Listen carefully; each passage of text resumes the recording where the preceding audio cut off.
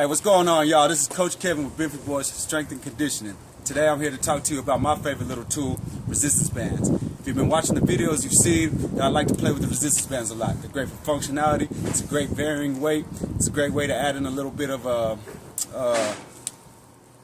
functionality to your workouts and a little bit of resistance to your movements. All right. So this one's gonna be speaking to all my fighters out there. Strength conditioning for a fighter is a whole nother game, man. You got to be strong and you got to be in great aerobic and anaerobic conditioning to be able to stay in the ring for 3 minutes and sprint it out with your hands and your feet fighting. So what I want to show y'all today is how we're going to develop a little bit of rotational power and strengthen our punches using these here resistance bands. We're going to take both of our resistance bands. We're going to run them through here. So you got one coming through. Make a nice little loop knot. Simple. And now you need an anchor that's going to be about the middle of your hip and down, about the middle of your thigh and down. All right. I like to put it at the knee because we want that power coming from our hips into our punch, right? Whenever we're hitting something. So we're going to take our bands. We're going to run it around our anchor here.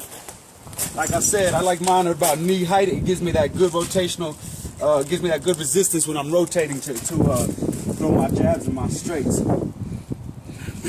Okay. Now you're going to take your band with the free end here, and I want you to grab onto it here like this. I want you to get some tension back here.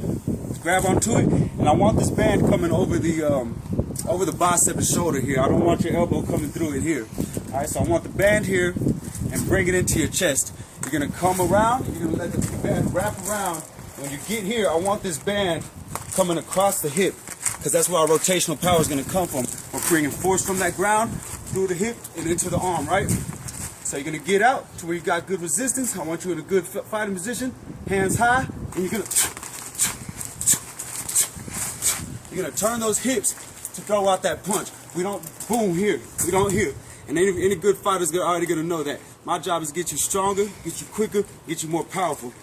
So I want you about 15, 20 seconds. You can go for reps, you can go for rounds, however you want to do it. Get you about 15, 20 in.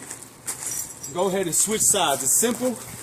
Hand up, tuck it in here, bring it back around. Make sure that band comes in front of that hip every single time. So remember, that's where our power's coming from.